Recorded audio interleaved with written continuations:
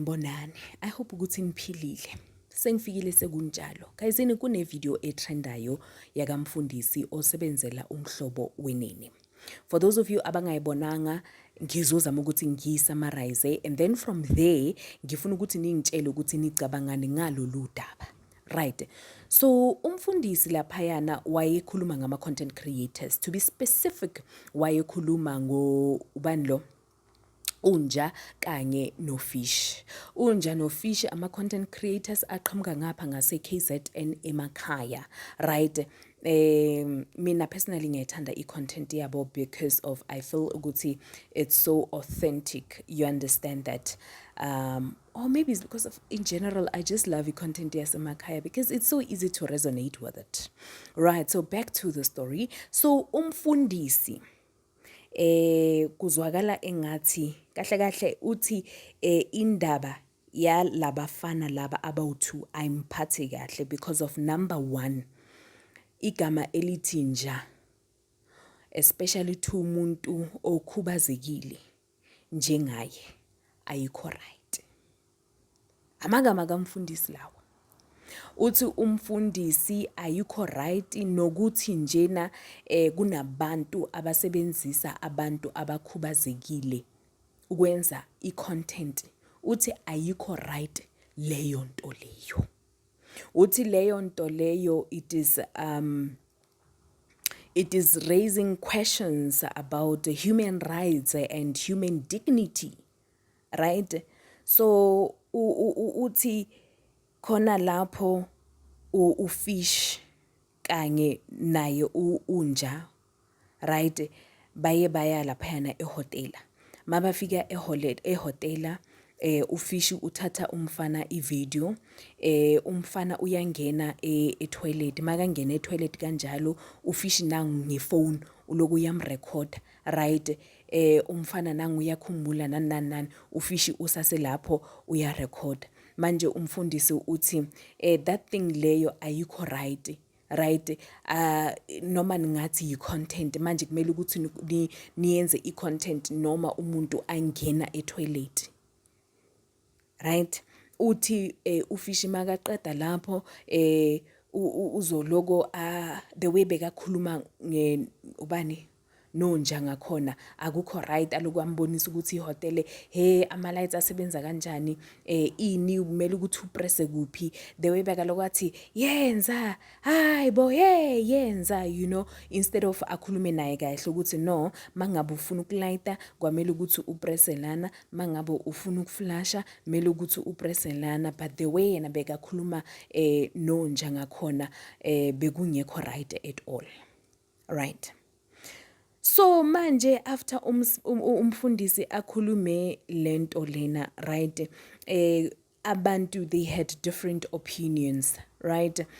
Abanye bayavumelana nomfundisi ukuthi hayi mfundisi vele manje la eSouth Africa kuloko kuyahamba nje kusebenziswa nje abantu abangekho right ukwenza imali enayikho right leyo nto leyo, right? Bese kena kube nabanye kakhulu ama-fans kalentuzana kanja no Fish, right? Guysini, I'm one of those people whereby i-content yabo yaqala kudalo akusi content eqale manje, to be honest, right? So abafana nami kanje abaqale nonja noFish bayazi kahle ukuthi labantu laba kudala bayiqala into yabo, right? Omunye uye owasho ukuthi guysini ngasesigodini bekunabantu bebathuka unja, bekunabantu bebangamphathi kahle.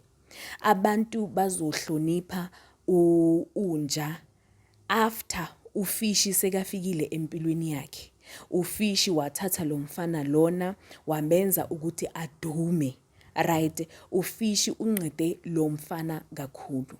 So manje kunabantu abathi nomfundisi sicela ukuthi kule uhlala phansi ngoba awazi ukuthi labantu laba bacale kuphi, and on top of that ufishi uyamnqeda kakhulu lo mntana lona, right? Njengoba nje umfundisi Samsalufu azosho ukuthi ufishi uye wathatha lo mfana lo wamhambisa yolala laphayana emahhotela, lo mntana bekamangela ukuthi hayibo kuney'ndawo ezinhle kangaka, you know what I mean? So manje angazi, ngifuna ukubuza nina, angifuna ukuthi ngifake umbono wami kakhulu, right? Nina niqabangani, especially if ever wena i-content yabo yaqala kudala, i-content yabo gayezini yaqala kudala kakhulu ku-TikTok. Mina ngangiyibona kakhulu ku-TikTok. So bengifuna ukuthi nina ningitshele ukuthi umfundisi u-wrong makathi yena ufishi lento ayenzayo kunja i-wrong or i-right, right? And I think also ufishi naye angicabangi ukuthi igama lakhe ufishi, but then again ugcine naye azipha igama elithi fish, just to show the relationship between the two of them, right? Ukuthi no, we are one and we are moving in this direction. So angazi guys, nina nicabangani ngalolu daba? Nicabanga ukuthi umfundisi kulokhu uya overreacta nyana, or maybe ayivele it's a call for concern or what? Aningitsheleni nina ukuthi nicabangani ngalolu daba. Yebo, into engifuna ukuyisho ukuthi ku-wrong kakhulu ukuthi gayizini sisebenzise abantu abakhubazekile for ama-content.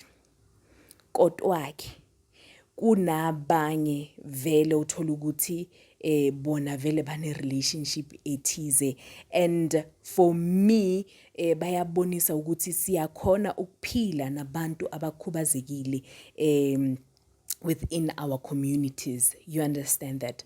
So for me it's two-way street, man. It's two-way street. Enye i-content it's for ukufundisa, because I take le iyakanja no lentuzana no fish ukuthi iyafundisa kakhulu ukuthi mele sikwazi ukuphila nabantu abakhubazekile, right? Singababoni as abantu aba-different kakhulu, no. Yes, bakhubazekile, kodwa-ke masibayenze ukuthi nabo bafile ukuthi they are part of the community. That's my take. You understand that? And then bese kuzoba nalaba abasileke uyayibona i-content yakhona mangabe uzohlekisa ngomuntu or uke wabona labo-ke guyzini ayikho right leyo nto eniyenzayo. So angazi guys, nina nicabangani nge-relationship yakanja kanye nofish?